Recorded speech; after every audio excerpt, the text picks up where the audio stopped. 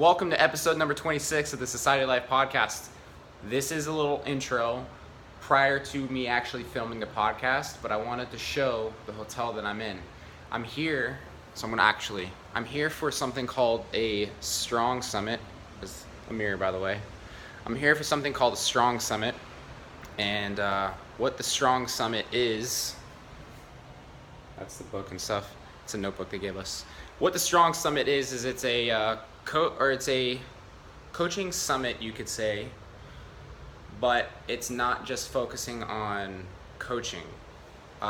It starts with the development of the person and then kind of blossoms into a coaching, whatever coaching service you have. So it could be like you're a business coach, it could be you're a fitness coach, it could be, there's one guy here that swings or that uses steel maces. So he's a coach for that.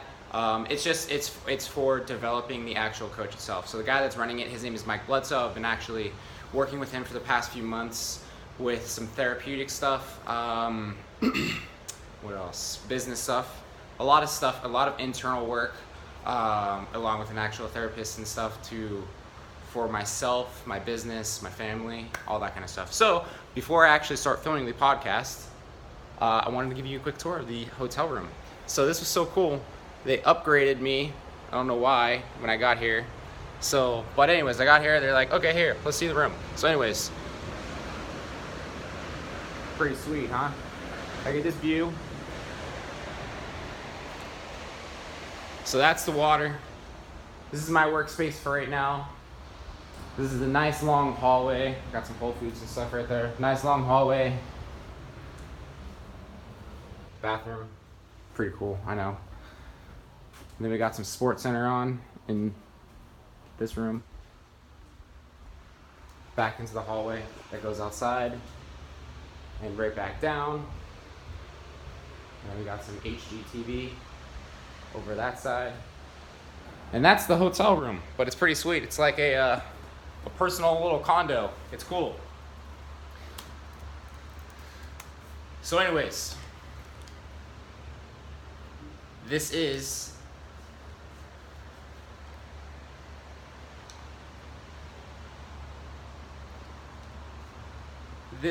episode number 26 of the Society Life podcast. So if you are listening in on the video version, the audio version, on the video version there is a little bit more of a intro that actually has me giving a tour of the hotel that I'm in.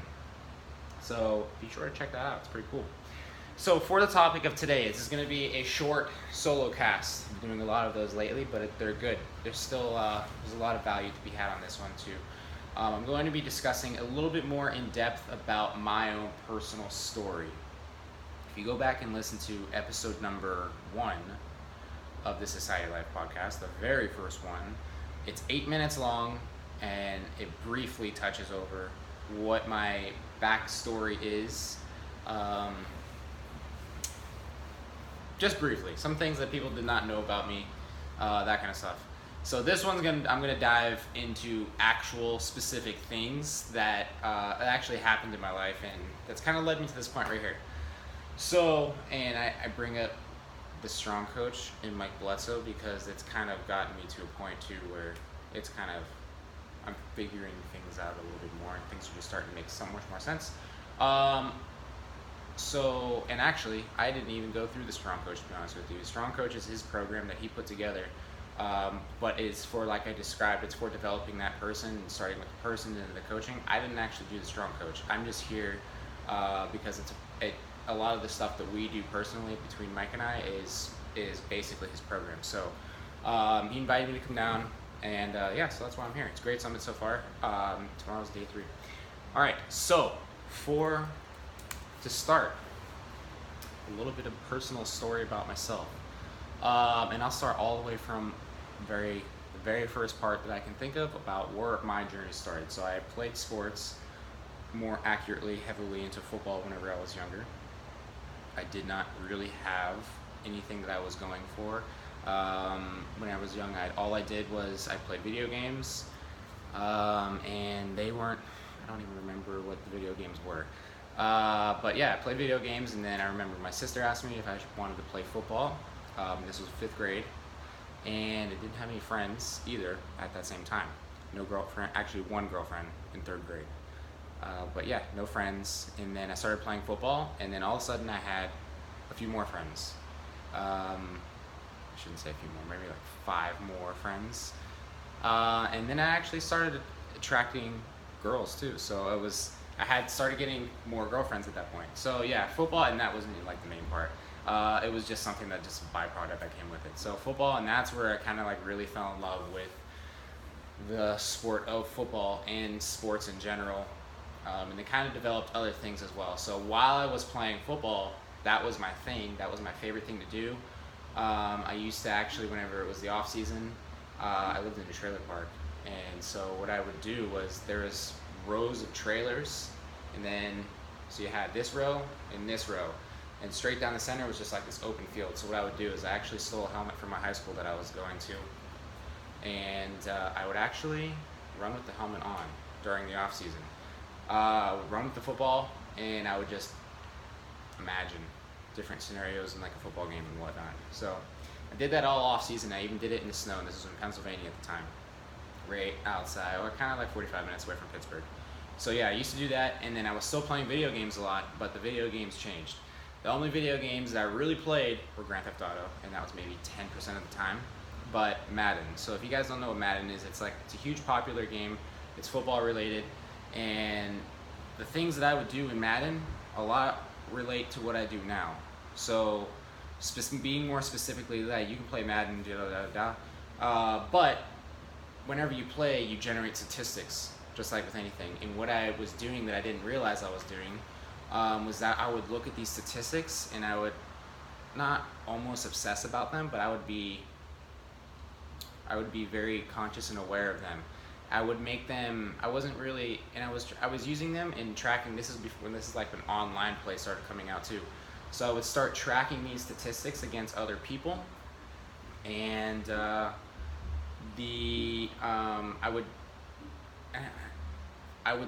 wanted to dominate, not dominate in the sense that I wanted to just beat everybody, but I wanted my statistics to be so much more better, and that could have been record, rushing record, any of that kind of stuff, statistics. And so I really enjoyed that part of playing Madden. So, excuse me, my thing's gonna die. Stand by.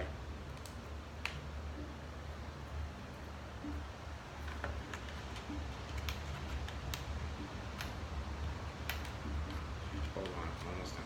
Okay, sorry.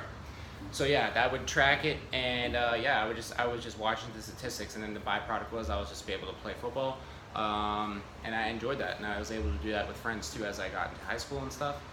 Yeah, it was one way for me to track things. So statistics, and then anyways, so after football, after high school, I went and moved to California. I was going to play college football, and so I got out there. I was going to a junior college, a pipeline school to USC called Saddleback Junior College. And they're actually a nationally ranked junior college within the country. I didn't know that there was those whenever I got there, but there is. And I think they were actually like 25 or something. So there are a lot of JC schools in the country, and when I got there, I think I was completely overwhelmed because it was a different speed of the game than I was used to. So I made it a couple weeks through, and I was like, fuck, I don't know if I can do this anymore, so I quit. And whenever I quit, I also quit school, so I dropped out. And my dad never found that out. So I dropped out, started dabbling in some acting, and then once I got halfway through the semester, or this was if I was still in school the semester, so it was like December, I was like, I really miss football. So I reached out to a different JC, a little bit up north in San Bernardino, moved up there, started playing again, and then the same thing, was going through the spring off season drills, and I was progressing really well, a lot faster than the other players were. A lot of people were taking notice of it. And then I got the spring ball. Same thing happened. I got in. It was like the spring ball lasts a week. I got in there, and I was like, shit. And I think it was probably a Thursday too. Yeah, I was just like, I'm not feeling this anymore. And so yeah, I remember walking off the field that day, and I was like, I don't think I'm ever going to return to playing football again. So I walked off the field, and never looked back. So there's moments now that I still have that I was like, I really miss playing football, but at the same time, there's other aspects that are relatable. So like the statistics thing, the numbers thing that I was doing whenever I was playing football or playing video game like Madden. I would just track those numbers, and same thing with football or other sports. I like looking at numbers that showed success. So statistically speaking, numbers that show success.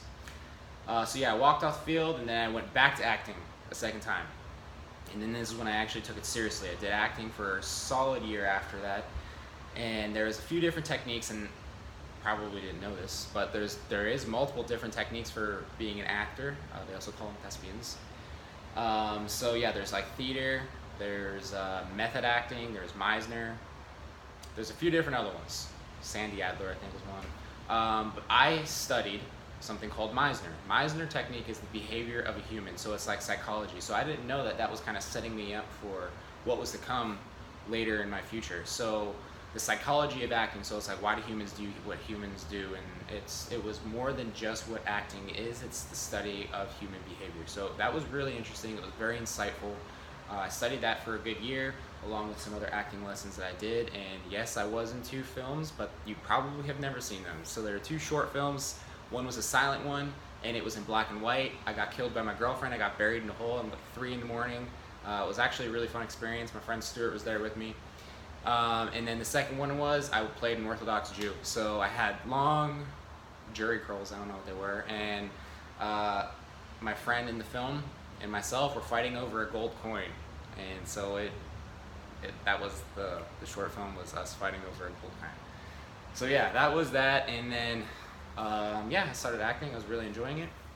And then unfortunately my father passed away. Not a lot of people know that. He did die of a heart attack. Once he died, I kind of had, it was probably a form of depression that I probably still battle with today, that I definitely haven't grieved over. But it killed a lot of things that I really enjoyed and loved. So acting was one of them, and so I didn't do any acting after that. So it was just like, I tried going to class, but it was just like, I don't want to fucking do this. Same feeling I felt when I played football.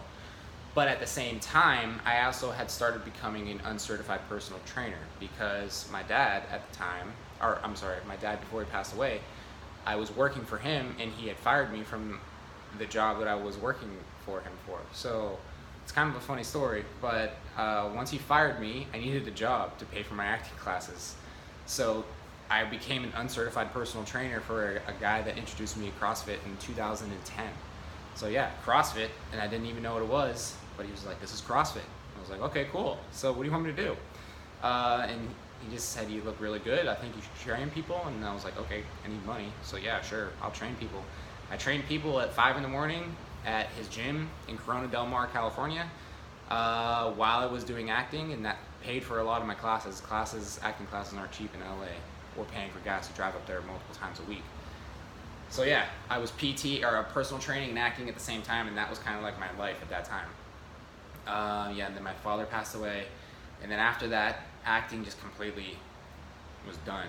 I couldn't do anything with it. I didn't want to tap in any kind of emotional standpoint or anything like that. And then after that, the only thing I was doing was continuing to train. So the only thing, literally, that I did after he passed away was work out. And I don't have any stories of I lost a whole bunch of weight, and I was always reverse of that. I was always really skinny. I bulked up for football, that kind of stuff. I used fitness as almost, I guess, like an outlet, but not even really knowing that's what I was using it for. So that's all I did, worked out. I still did CrossFit, but I was living back in Nevada at the time. I did CrossFit, and then I met Zach Forrest. So Zach was actually on my podcast a few episodes back. It's one of the more popular episodes that we've had. It was Zach and the Max Effort Empire, I believe the title was. It was a really good episode. Go back and listen to it. I think it was episode number 23, I believe. But yeah, I met Zach in 2012. I was personal training at that time, officially personal training. I was not unofficial at that time, or I wasn't uncertified. I was personal training at 24 Hour Fitness, and then David Barton Gym here in Vegas, and that's where I actually met my wife at, was David Barton Gym.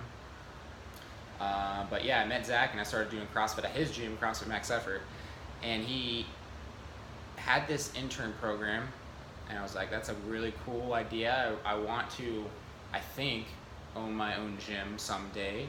So I thought this would be a really good experience to do. So I quit my job, personal training, quit it, paid Zach to intern for him, and I interned for a full year without getting paid. So it was like I wasn't working there, but I was watching, I was doing classes, I was asking questions. So I had a lot of exposure, a lot of attention, a lot of work with Zach, really. And so that was also setting me up for a career within coaching and also running a business too. Even though we didn't really dabble into business that much, it was more so actually coaching the person on how to correctly move, CrossFit itself, just fitness in general, that stuff. I wanted to be a competitor, CrossFit competitor at the time, and I was like all about going to the CrossFit Games. This is like 2013, 14 now. That didn't work out. I just competed locally, and that was about it for that. And then 2014, I opened my gym. So I own CrossFit 622, which is our affiliate name. I had it as CrossFit 622 for about 3 years, and then repivoting it to future goals of mine, to Society Fitness. So Society Fitness, that's what the shirt is, not San Francisco, Las Vegas. It's Society Fitness, Las Vegas. But yeah, Society Fitness is the actual gym name. We have the Society Life podcast.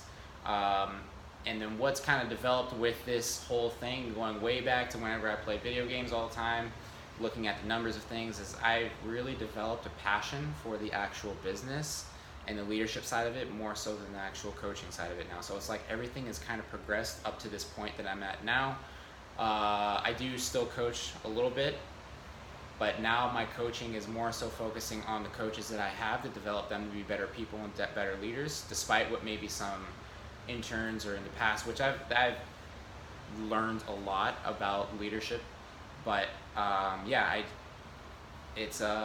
that's been my main focus, is developing the coaches and to be better coaches and better people for the members of the gym or wherever they go elsewhere too. So yeah, that's been my main focus, and now I have my new football thing, you could say, my new love, like what football was for me, and that's in that field of, I guess, business. I don't really like saying to people I love doing business, because what is business? There's more to just that than that. It's I don't know, it's not a name, I guess. I mean, it's a name. It's like, yeah, you do business, but what is business? And it's like when you meet someone and they're like, I'm an entrepreneur. Okay, what the fuck is an entrepreneur? It's just too vague. So the things that come with it, so there's leadership with it, there's influence with it, there's branding. A lot of the stuff that I previously talked about in past podcasts, there's a lot that goes into what the actual thing of business is. That's what I enjoy, and leadership is one of them. I really enjoy the pressures of it, more so than most people probably do, because there's a lot of pressure with doing business-like things. So yeah, that's a lot into this short solo cast, more so than it was in episode 1. Thank you guys so much for listening and watching. Hopefully you guys enjoyed the hotel room like I am. Thank you guys for listening, and we'll hear from you in episode number 27.